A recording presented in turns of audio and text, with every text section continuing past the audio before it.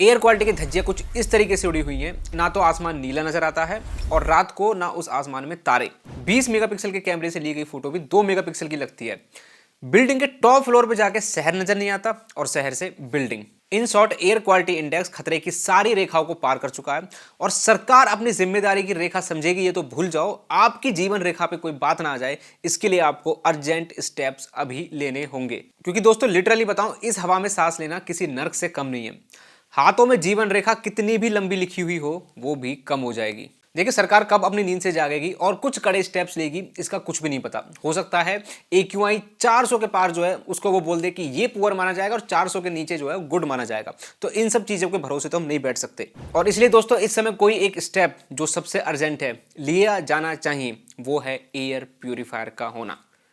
इस वीडियो में मैं आपको कुछ बेहतरीन value for money air purifiers recommend करूंगा और ये बिल्कुल मत सोच लेना कि इस वीडियो में केवल एयर प्यूरिफायर्स की तारीफ ही तारीफ होने वाली है, क्योंकि मुझे पता है कि पिछले 2 महीने से मैं इनको यूज कर रहा हूं और कितनी ज्यादा प्रॉब्लम्स और कितनी ज्यादा इनकन्वीनियंस होते हैं और कितनी ज्यादा मार्केट में जो इनकी हाइप बनी हुई है और सच क्या है झूठ क्या है वो सब हम इस वीडियो में डिस्कस करेंगे।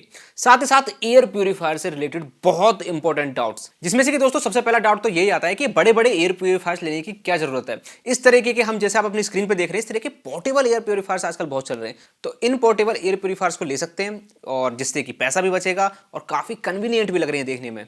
नहीं दोस्तों, यहाँ कहानी कुछ अलग है, मैं आपको समझाता हूँ अभी। देखिए जो आपको गले में लटकाने वाले पोर्टेबल एयर प्यूरिफायर्स लग रहे हैं ये एक्चुअली आयनाइजर्स हैं। ये नेगेटिव आयंस रिलीज करते हैं हवा में जो कि पॉल्यूटेंट से जाके चिपक जाते हैं और पॉल्यूटेंट्स जो होते हैं जैसे कि PM2.5 PM10 उनको भारी बना देते हैं। अनलाइक जैसे कि एयर प्यूरिफायर में हमेशा के लिए पॉल्यूटेंट्स कैप्चर हो जाते हैं, यहाँ वो काम नहीं हो रहा है। यहाँ पे सिर्फ पॉल्यूटेंट भारी हो रहे हैं, हो सकता है वो आपके कपड़ों पे चिपक जाएं, हो सकता है आपके वो फ्लोर पे जाके बैठ जाएं और वो फिर से एयर पोल्यूशन क्रिएट कर सकते हैं। दूसरा पॉइंट दोस्तों, एक देखिए समझने वाली बात ये है, ये जो पोर्टेबल एयर प्यूरिफायर्स आपको दिख रहे हैं ये जो क्रिएट करते हैं एक बबल क्रिएट करते हैं जहां छोटे से स्पेस में पॉल्यूटेंट्स को वो भारी बनाते हैं और वो जैसे कि मैंने बताया वो थोड़े से हैवी हो जाते हैं, उनको रिमूव करते हैं। अब ये जो छोटा सा बबल बनाया है इसकी एक प्रॉब्लम है, अगर हवा स्टेबल नहीं है, for example ceiling fan, cooler, पंखा, टेबल फैन या फिर आप बाहर स्पेस में हो जहाँ काफ़ी विंडी टाइप का एनवायरनमेंट है, काफ़ी हवा चल रही है, तो वहाँ दोस्तों ये बिल्कुल यूजलेस हो जाते हैं। तीसरा पॉइंट दोस्तों बहुत काम का है, ध्यान से सुनिए। इनमें कुछ आजकल सस्ते क्वालिटी के आयनाइजर्स आ रहे हैं। अब ये जो आयनाइजर्स हैं ये ozone as a by product release करते हैं जो कि अगेन एक पॉल्यूटेंट है और रेस्पिरेटरी हेल्थ के लिए बिल्कुल भी अच्छा नहीं है। तो ये कुछ दोस्तों कंसर्न्स हैं, इसलिए अगर आप इस तरीके किसी डिवाइस को परचेज करना चाहते हो तो बहुत ही सोच समझ कर परचेज करना। दूसरा सबसे बड़ा डाउट दोस्तों एयर प्यूरिफायर्स को लेकर ये आता है कि जितने भी पॉल्यूटेंट्स हैं क्या सबको वो रिमूव कर देता है हवा में से? PM10 PM2.5 केवल यही थोड़ी पॉल्यूटेंट्स होते हैं, बहुत सारी गैसेज होती हैं। तो इसके लिए दोस्तों हमको थोड़ा सा समझना पड़ेगा कि एयर प्यूरिफायर के जो फिल्टर्स हैं वो किस तरीके से काम करते हैं, और बहुत ध्यान से समझना दोस्तों क्योंकि बहुत सारी गलतफहमी आपकी यहाँ पे दूर होने वाली है। सबसे पहले देखिए 3 स्टेज फिल्ट्रेशन आजकल बहुत कॉमन हो गया है, जहां सबसे पहले प्री फिल्टर आता है जो कि बड़े डस्ट पार्टिकल्स हो गए या फिर आपके जो पेट के हेयर हो गए, जो बड़े बड़े मॉलिक्यूल्स हैं उनको पहले ही फिल्टर कर लेता है, जिससे कि जो मेन फिल्टर यानी कि HEPA 13 फिल्टर उसकी लाइफ इंप्रूव हो जाती है। उसके बाद दोस्तों अगेन HEPA 13 फिल्टर आता है, इसमें HEPA 14 भी हो सकता है, जो कि मेन विलन दोस्तों एयर पोल्यूशन का PM2.5। अब वैसे ही PM2.5 के पीछे हम क्यों पड़े रहते हैं ये भी मैं आगे आपको बहुत जल्दी समझाऊंगा कि PM2.5 मेन विलन क्यों है। ये जो HEPA 13 फिल्टर है ये इसको रिमूव कर देता है, PM2.5 को, PM10 को।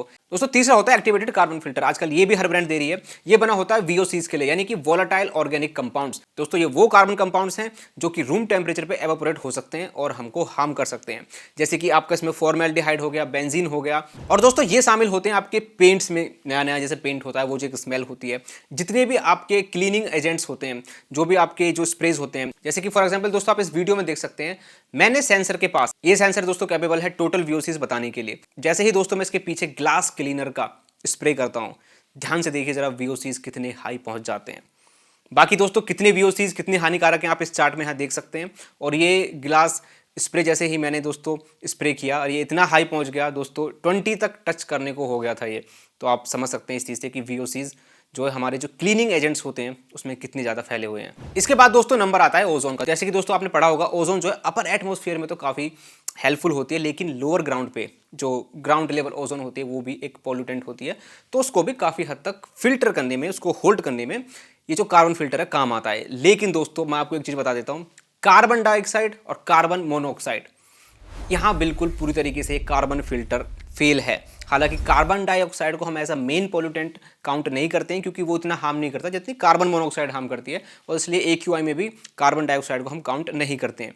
इसके अलावा दोस्तों NO2 नाइट्रोजन डाइऑक्साइड को भी होल्ड कर पाने में, इसको रोक पाने में ये बहुत ही कम असरदार होता है, बहुत ही इसे कह सकते हैं कि काफ़ी ज़्यादा इफेक्टिव नहीं होता है। अब दोस्तों आपके मन में एक सवाल हो रहा होगा, चलिए ठीक है ये कार्बन फिल्टर बहुत सारी चीज़ों के लिए इफेक्टिव नहीं है, जैसे कि कार्बन डाइऑक्साइड, कार्बन मोनोऑक्साइड और NO2 के लिए थोड़ा बहुत इफेक्टिव है, लेकिन बाकी जो बची हुई चीज़ें हैं जैसे कि VOCs वगैरह हो गई, आपकी स्मेल्स हो गई, उनके लिए तो इफेक्टिव है ना जैसे कंपनी बोलती है। नहीं दोस्तों, यहाँ भी एक कैच है। दोस्तों यहाँ कैच ये है कि ये जो कार्बन फिल्टर है, इसमें जो कार्बन के जो टुकड़े होते हैं, ये जो कार्बन होता है इसमें बहुत छोटे छोटे पोर्स होते हैं, और इन्हीं पोर्स में इन गैसेस को ट्रैप करता है, और एक बार जब ट्रैप कर लेता है तो वो सैचुरेट हो जाता है। कहने का मतलब ये है दोस्तों कि जितनी ज़्यादा क्वांटिटी में कार्बन होगा उतनी ही लेट जाके सैचुरेट होगा। लेकिन प्रॉब्लम ये है जितने भी बजट एयर प्यूरिफायर्स हैं उसमें कार्बन की डेंसिटी बहुत ज़्यादा पतली है।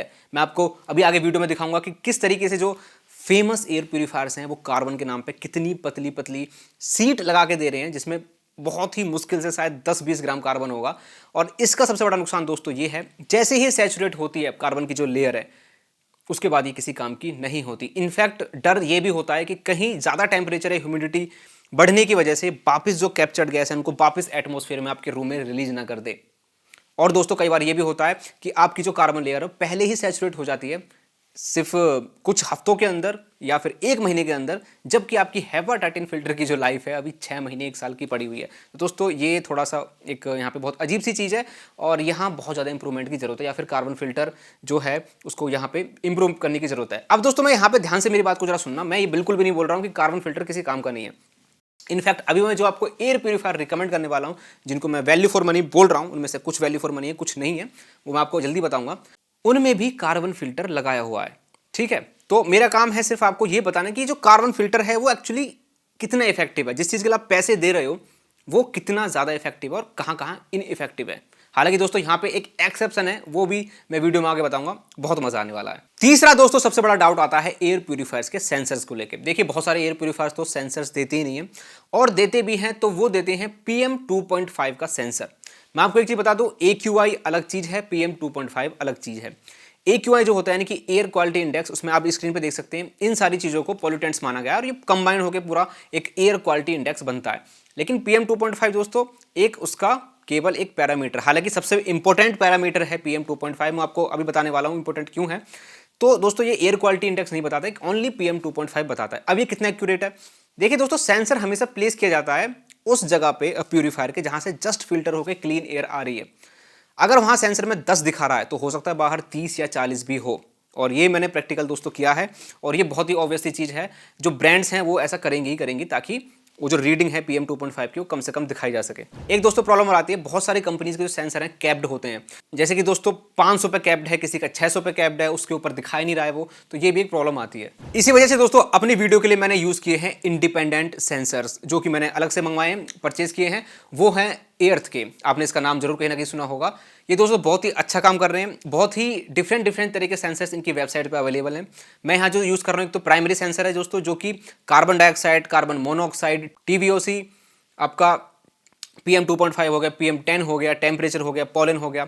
और दोस्तों दूसरा एक सेंसर है जिसको आप भी परचेज कर सकते हो, ये PM 2.5 को बताता है, ह्यूमिडिटी को, टेम्परेचर को बताता है ये, और रिचार्जेबल भी है। तो दोस्तों इसके लिए आप कॉन्टैक्ट कर सकते हो एर्थ को। चौथा और दोस्तों आखिरी डाउट जो आता है एयर प्यूरीफायर्स को लेके, वो आता है रूम साइज को लेके।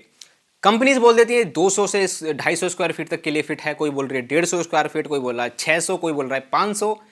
एक चीज बहुत ही कॉमन सेंस वाले दोस्तों यहाँ पर ये है, एयर की हम क्या पैरामीटर या फिर सरफेस एरिया निकालते हैं? नहीं, हम एयर की वॉल्यूम निकालते हैं। तो क्यों हम एक कमरे का केवल एरिया निकाल रहे हैं, सीलिंग को हम वहां काउंट क्यों नहीं कर रहे, हम वॉल्यूम को वहां काउंट क्यों नहीं कर रहे दोस्तों? ये बहुत ज्यादा इंपॉर्टेंट चीज है। तो इसलिए दोस्तों वॉल्यूम रूम की पता होनी बहुत ज्यादा जरूरी है। और कंपनी जो बोलती है यहाँ पे दो चीज दोस्तों, ये चीज बार बार रिपीट होने वाली इस वीडियो में, ध्यान से सुनना, CADR यानी कि क्लीन एयर डिलीवरी रेट, दूसरा है ACH यानी कि air change per hour. CADR का दोस्तों मतलब ये हो गया कि हर घंटे आपके एयर प्यूरिफायर में से कितनी एयर की वॉल्यूम पास हो रही है फिल्टर आउट होके।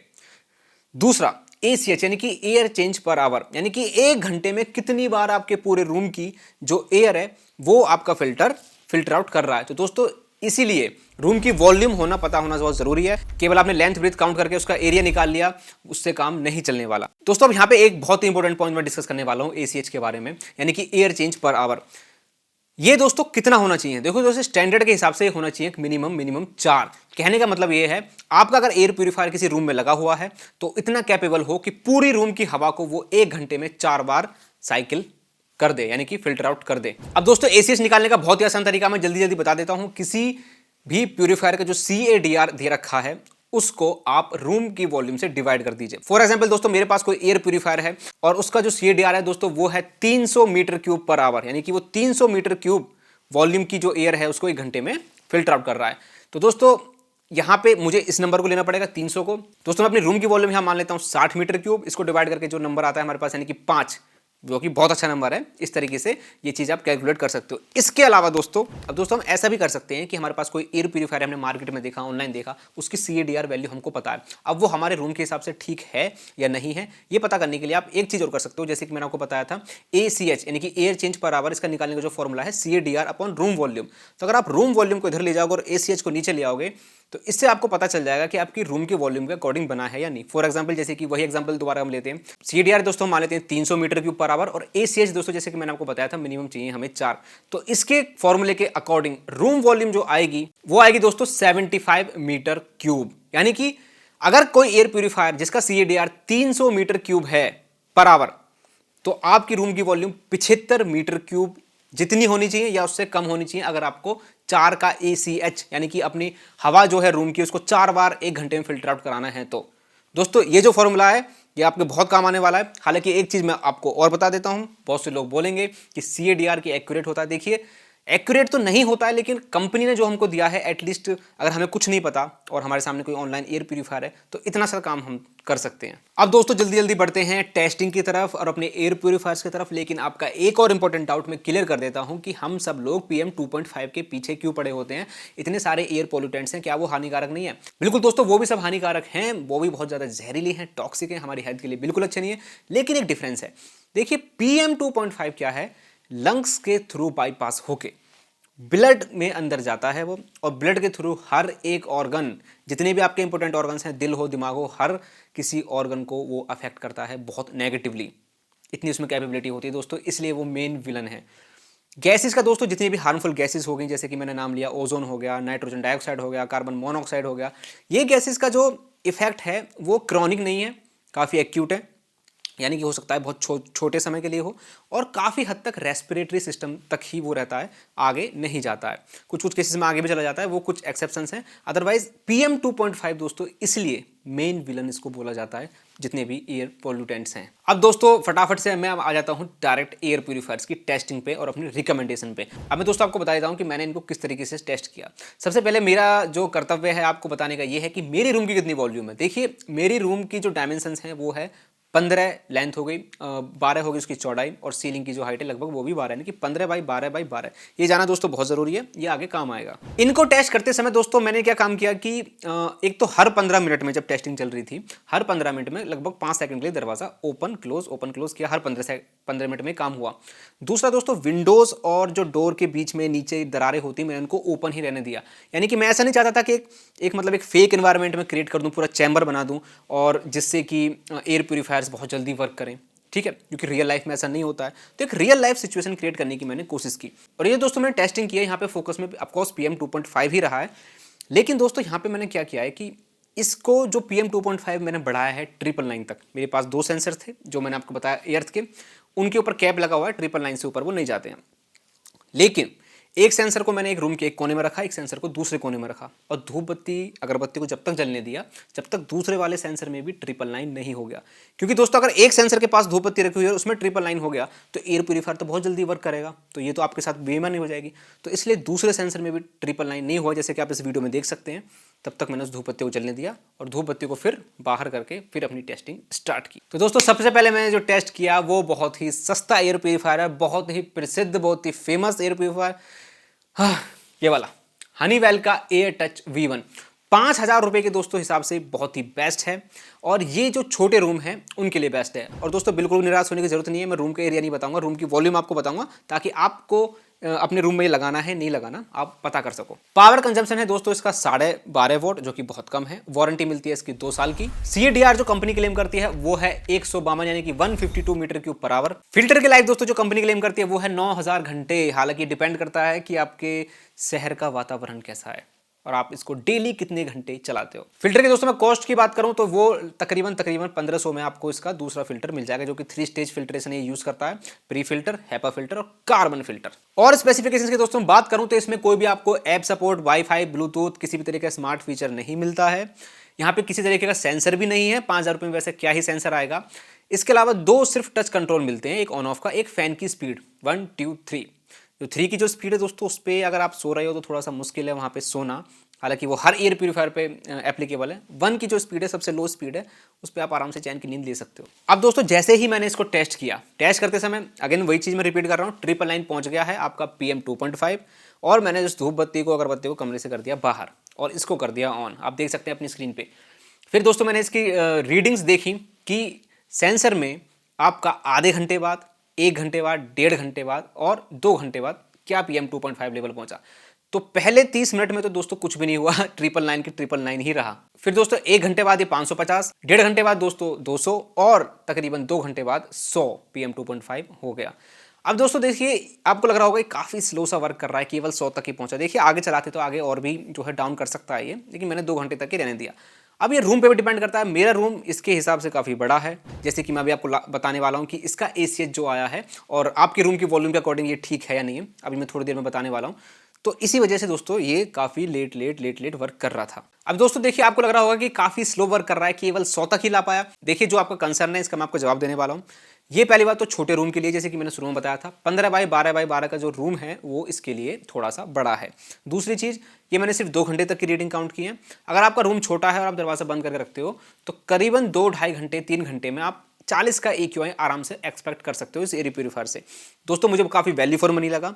लेकिन अगर मैं वो चीज़ रिपीट करने वाला हूँ जो मैंने स्टार्टिंग में आपको बताई थी, फिल्टर HEPA 13 है, ठीक है, प्री फिल्टर है, ठीक है, लेकिन दोस्तों इसमें ध्यान से देख सकते हैं जो कार्बन फिल्टर की जो लेयर है कितनी पतली है।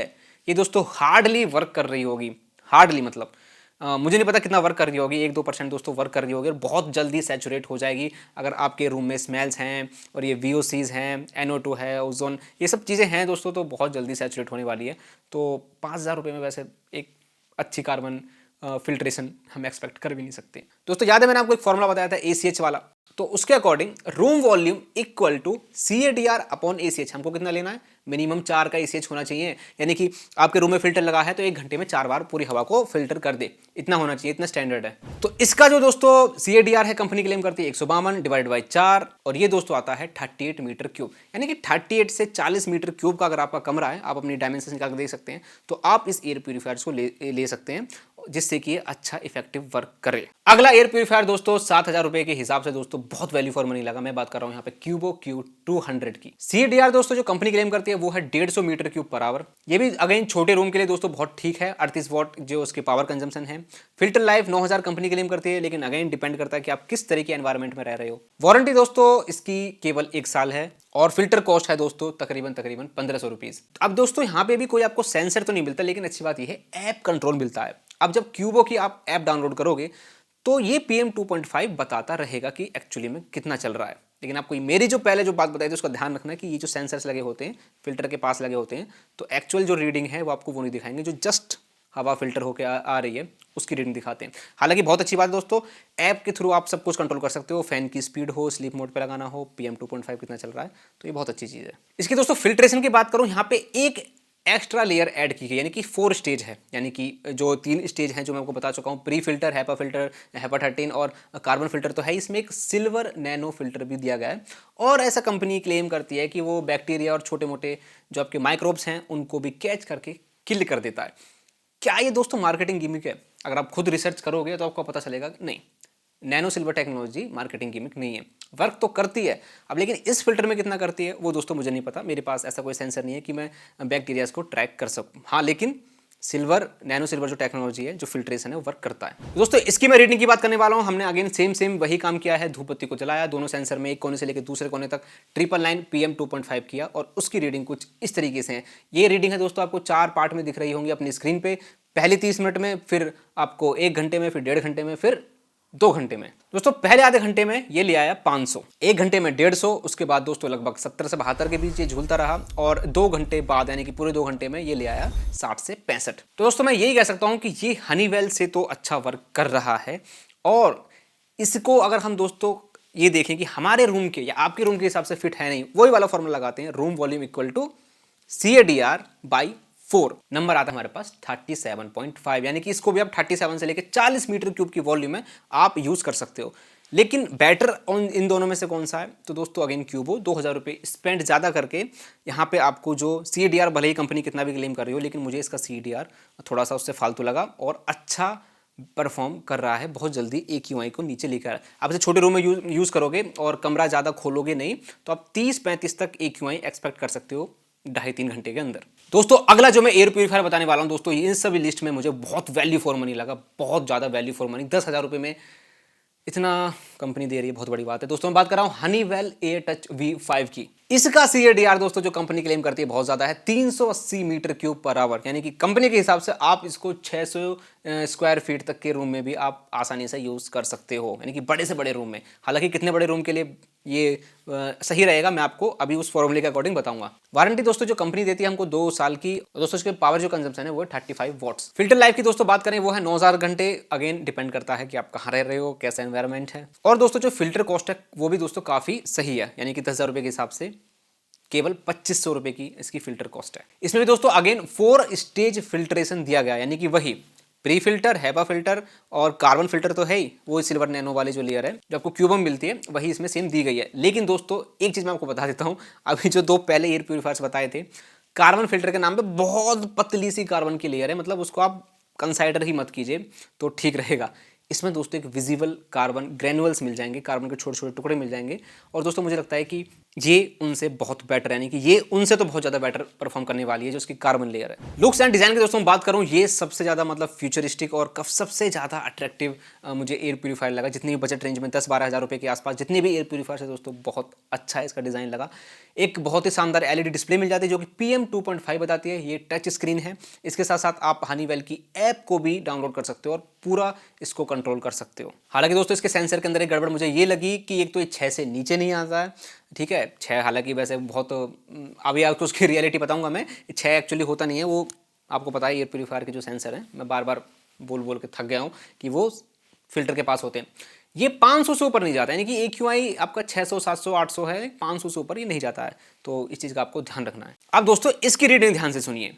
वही 999 करने के बाद हमने क्या किया कि इसको स्टार्ट किया और पहले ही आधे घंटे में ये 200 ले आया और आधे घंटे बाद 45, मैं PM 2.5 की बात कर रहा हूँ, और आधे घंटे बाद 30 और यानी कि लगभग 2 घंटे बीतने के बाद 24। और दोस्तों बहुत ज़्यादा इंप्रेसिव है ये, बहुत ज़्यादा इंप्रेसिव। और ये फील भी होता है क्योंकि इसका जो एयर थ्रो है, आपको जो स्पीड मिलेगी ना इसकी बहुत फुल करने के बाद, वो बहुत ज़्यादा है। तो दोस्तों मतलब काफ़ी अच्छा वर्क कर रहा है ये। हालांकि दोस्तों आपने जो रीडिंग देखी है, जो मैंने आपको बताई है, आप इन वीडियोस में चेक कर सकते हो कि रियल टाइम में जो रीडिंग एक्चुअली में जो मेरा जो अलग जो सेंसर है एर्थ का, वो कितनी बता रहा है और इसका खुद का सेंसर कितना बता रहा है। तो फ़र्क है ना, ये इसी फर्क की बात कर रहा था मैं वीडियो के स्टार्टिंग में। अब दोस्तों रूम की वॉल्यूम निकालते हैं उसी फॉर्मूले से। Room volume is equal to CADR upon हमको ACH कितना चाहिए 4, तो उसके अकॉर्डिंग हुई 95 मीटर क्यूब, यानी कि कंपनी क्लेम जो CADR कर रही है उसके अकॉर्डिंग आप 95 मीटर क्यूब की अगर आपका कमरा है तो ये अच्छा वहां पे परफॉर्म करेगा, यानी कि 4 बार फिल्टर कर देगा अप्रॉक्स। अगला दोस्तों एयर प्यूरीफायर बहुत ही फेमस एयर प्यूरीफायर है ड्यू टू इट्स डिज़ाइन। ये ऐसे से ऐसे ऑक्सीलेट भी करता है और आपको ऐसे टिल्ट भी कर सकते हो। मैं बात कर रहा हूँ कोवे एयर मेगा एम की। और दोस्तों मुझे ये पड़ा था लगभग 14,000 रुपये का, और 14,000 रुपये के हिसाब से ये वर्थ इट है या नहीं आपको अब इस वीडियो में पता चल जाएगा। ये कंपनी जो CADR क्लेम करती है वो है 303 मीटर क्यूब पर आवर। और सबसे बड़ा दोस्तों जो प्लस पॉइंट मुझे लगा वैसे वो लगा वारंटी का। 7 साल की मोटर की आपको यहाँ वारंटी मिल जाती है। दोस्तों फिल्टर लाइफ इसमें जो कंपनी क्लेम करती है वो है 8,500 घंटे की, डिपेंड करता है आप कहाँ रहते हो। पावर कंजम्पशन है दोस्तों इसका 38 वॉट। और मैं इसकी लुक्स की जैसे बात करूँ दोस्तों, लुक्स काफ़ी अच्छे हैं इसके। एयर प्यूरीफायर कम और ये एक प्रोजेक्टर टाइप कुछ ज़्यादा लगता है। और साथ ही साथ दोस्तों उसकी डिस्प्ले जो दी गई है ना, इसमें जो DNA के जो स्ट्रैंड्स लाइक स्ट्रक्चर है दोस्तों, वो काफ़ी बेहतरीन लगते हैं। हालांकि नेगेटिव पॉइंट मुझे ये लगा, यहाँ कोई ब्लूटूथ वाईफाई ऐप कोई भी स्मार्ट फीचर नहीं दिया गया है। और ये जो डिस्प्ले है टच डिस्प्ले नहीं है, यहाँ आपको बटन से काम लेना पड़ेगा या फिर इसके रिमोट कंट्रोल के थ्रू काम निकलवाना पड़ेगा। अब एक बार दोस्तों इसकी रीडिंग देख लेते हैं। वही 30 मिनट बाद क्या हुआ, 1 घंटे बाद, 1.5 घंटे बाद और 2 घंटे बाद। तो दोस्तों पहले 30 मिनट में ये ले आया 470, यानी कि 999 से 470, उसके बाद 270, 1 घंटे बाद, 1.5 घंटे बाद 120 और 2 घंटे बाद लगभग 60 के आसपास ये ले आता है। दोस्तों रीडिंग्स इतनी, मैं बताऊं क्योंकि मैं सेम रूम में टेस्ट कर रहा हूँ इन सबको, तो मुझे इतनी इंप्रेसिव नहीं लगी 14,000 रुपये देने के बाद। दूसरी सबसे बड़ी दोस्तों जो मुझे इसमें एक नेगेटिव पॉइंट लगा, कार्बन फिल्टर वही इतना पतला सा इसके अंदर कार्बन फिल्टर है, आप शायद स्क्रीन पर देख पा रहे होगे।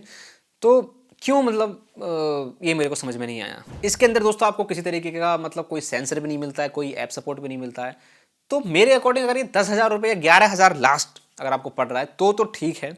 अदरवाइज दोस्तों हनीवेल का एयरटच V5 बहुत ज़्यादा बेटर ऑप्शन है इसके कंपैरिजन में। मैं इसको अभी फिलहाल रिकमेंड नहीं करूंगा। दोस्तों नेक्स्ट जो एयर प्यूरीफायर है हमारे पास वो है डायसन का, जिसके इंट्रोडक्शन की आई थिंक जरूरत नहीं है। ये है मॉडल CP10 कूल जेन 1 और ये CADR में बिलीव नहीं करते, यानी कि क्लीन एयर डिलीवरी रेट ये नहीं मानते हैं। ये बोलते हैं कि हमारा जो एयर प्यूरीफायर है वो जो हवा फेंकता है वो है 290 लीटर, लेकिन एक्चुअली में जो हवा अपने फिल्टर के थ्रू ये जो चूसता है वो है 30-35 लीटर। ऐसा कैसे दोस्तों, इसमें एक टेक्नोलॉजी का काम करते हैं, वो एयर मल्टीप्लायर इफेक्ट। कहने का मतलब ये जो हवा लेता है 30-35 लीटर, उसको बना देता है लगभग 290 लीटर। कहने का मतलब शॉर्टकट में बताऊं, ज़्यादा साइंस में ना जाते हुए, बाकी की जो एयर है रूम की ही एयर है, इसलिए एज अ फैन भी अच्छा वर्क करता है। दोस्तों ये काफ़ी एक अच्छा प्यूरीफायर है, ऑस्किलेट करता है और इसमें 2 सेंसर लगे हुए हैं, PM 2.5 का भी, PM 10 का भी। लेकिन इसकी सबसे बड़ी हाईलाइट मैं अब आपको बताने जा रहा हूँ। इसकी सबसे बड़ी हाईलाइट है दोस्तों इसका कार्बन फिल्टर। दोस्तों इसका कार्बन फिल्टर बाकी कार्बन फिल्टर की तरह नहीं है। कहने का मतलब अभी जब दो कार्बन फिल्टर आप देखते आ रहे हो अपने 10-15 हज़ार 20,000 तक एयर प्यूरीफायर में, वो स्टैंडर्ड कार्बन फिल्टर होते हैं। देखिए दोस्तों, सबसे ज़्यादा ग्रे हुए कार्बन फिल्टर होते हैं वो जो थिन लेयर आते हैं, जैसे कि हनीवेल में है, क्यूबो में है, ठीक है, हनीवेल एयरटच V1 में। फिर आते हैं दोस्तों कार्बन के ग्रेनुअल्स, यानी कार्बन के टुकड़े आपको दिखेंगे, वो अच्छी खासी क्वांटिटी में होते हैं, वो जैसे कि हनीवेल के एयरटच V5 में है। उसके बाद दोस्तों उन्हीं टुकड़ों को ट्रीट किया जाता है, जैसे कि डायसन ने किया है, और डायसन इसको बोलता है TRIS, यानी कि इस ट्रीटमेंट का नाम दिया है डायसन ने tris hydroxy methyl amino methane, और हम इसको दोस्तों शॉर्टकट में ट्रीटेड फिल्टर भी बोल सकते हैं। अब दोस्तों ये तो चलो बड़ा सा नाम होगा, डायसन ने क्लेम कर दिया, डायसन की हम मान लेते हैं कि ये एक बढ़िया टेक्नोलॉजी है, लेकिन इसका फायदा क्या है दोस्तों, ये ऑप्टिमाइज्ड है NO2 के लिए। आपको याद है वीडियो के स्टार्टिंग में, इसलिए मैंने बोला था कि वीडियो को शुरू से लेकर लास्ट तक देखना, एक एक पॉइंट बहुत ज़्यादा इंपॉर्टेंट है कि ये जो कार्बन फिल्टर जो बजट रेंज में आते हैं वो हार्डली NO2 को कैप्चर कर पाते हैं। NO2 एक पॉल्यूटेंट है जो आपके गाड़ियों से रिलीज होता है और आपकी हेल्थ के लिए वो भी अच्छा नहीं है। यहाँ दोस्तों इस ट्रीटमेंट के बाद NO2 उनके कंपैरिजन में, वो जो स्टैंडर्ड कार्बन फिल्टर हैं, जो बजट रेंज के जो कार्बन फिल्टर्स हैं, उनके कंपैरिजन में बहुत कई गुना बेटर ज़्यादा वर्क करता है। यानी कि बहुत, मैं इसको बोल सकता हूँ दोस्तों कि कार्बन फिल्टर हो तो मिनिमम इतना तो हो।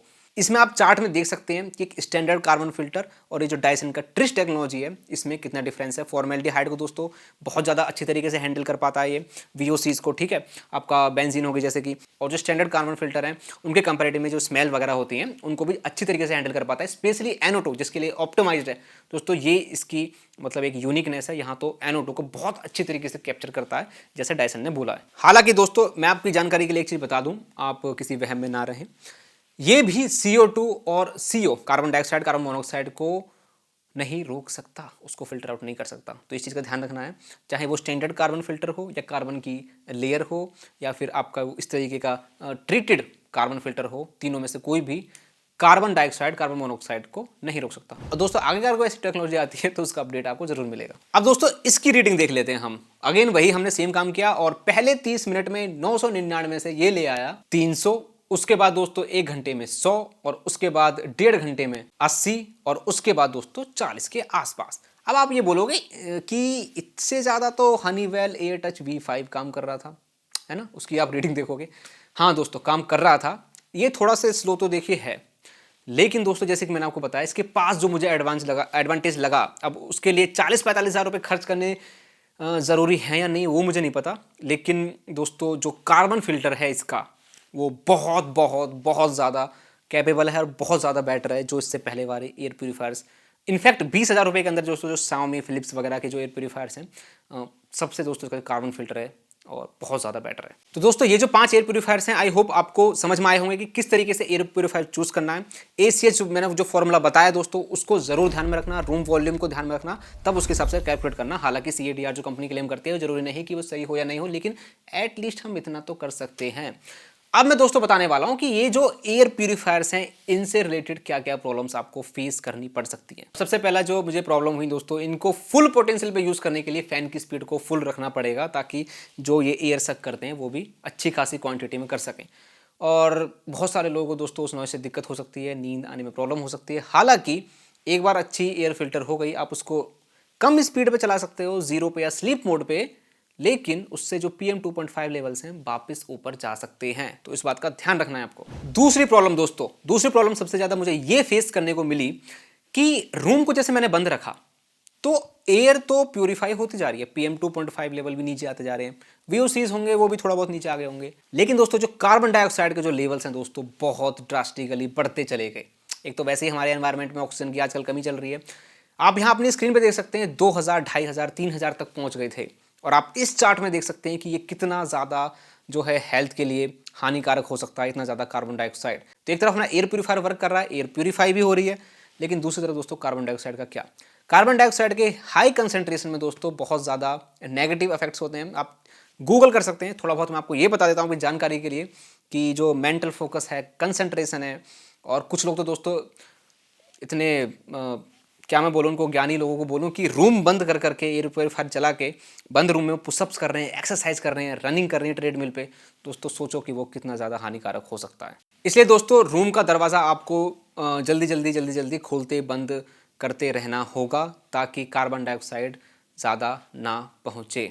ठीक है, उसके बाद भी लेकिन पहुँचेगा, लेकिन कम से कम थोड़ा सा बैलेंस आउट आपको करना पड़ेगा। तीसरी दोस्तों जो प्रॉब्लम मुझे फेस हुई वो ये हुई कि एयर प्यूरीफायर के जितने आप पास रहोगे उतनी अच्छी हवा आपको मिलेगी दूर जाने पे। जो PM 2.5 लेवल है, जैसे कि आप इस वीडियो में देख सकते हैं, मैं सेंसर को जैसे जैसे दूर ले जा रहा हूँ PM 2.5 के लेवल्स बढ़ रहे हैं। तो यानी कि बबल क्रिएट करता है।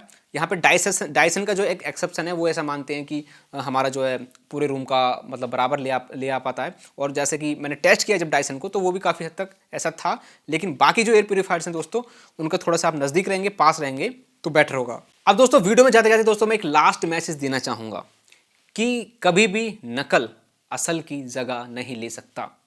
हम कितने भी एयर प्यूरीफायर्स, वाटर प्यूरीफायर बना लें, लेकिन जो एक एक्चुअल हवा है जिसमें अच्छा AQI भी हो, अच्छा ऑक्सीजन लेवल हो और एक अच्छा पानी हो, वो दोस्तों ये जो मशीनें हैं उनको बीट नहीं कर सकती। इनफैक्ट मैं आपको बताऊं कितनी बड़ी आयरनी है, आप खुद रिसर्च कर सकते हैं कि एक एयर प्यूरीफायर को बनने से लेकर रिसाइकल होने तक जब वो पूरा ख़त्म हो जाता है, अपने आप में कितना ज़्यादा पॉल्यूशन क्रिएट करते हैं। तो दोस्तों मेरे कहने का यही मतलब है कि जहाँ भी आपको छोटे मोटे लेवल पे आप सोशल मीडिया पे थोड़ी बहुत आवाज़ उठा सको पॉल्यूशन के खिलाफ, एनवायरनमेंट के फेवर में, प्लीज़ उठाया करो। ये बहुत अच्छी चीज़ है। ऑलरेडी हम इतना डैमेज कर चुके हैं कि ऐसा लगता है कि वो इरिवर्सिबल है, लेकिन और ज़्यादा नहीं होना चाहिए वो। तो आप अपने लेवल पे उसको आप जो है आवाज़ उठाना सीखिए, और एनवायरनमेंट को बचाना बहुत ज़्यादा ज़रूरी है। ये सिर्फ टेम्परेरी है, हालांकि ये बहुत ज़्यादा ज़रूरी भी बन चुका है, लेकिन दोस्तों ये टेम्परेरी सॉल्यूशन है। एयर पोल्यूशन का आउटडोर में कोई सॉल्यूशन हो तो वो बेटर रहेगा। दोस्तों मैं चलता हूँ, मिलता हूँ किसी नेक्स्ट वीडियो में नेक्स्ट टॉपिक के साथ, और अभी के लिए बाय।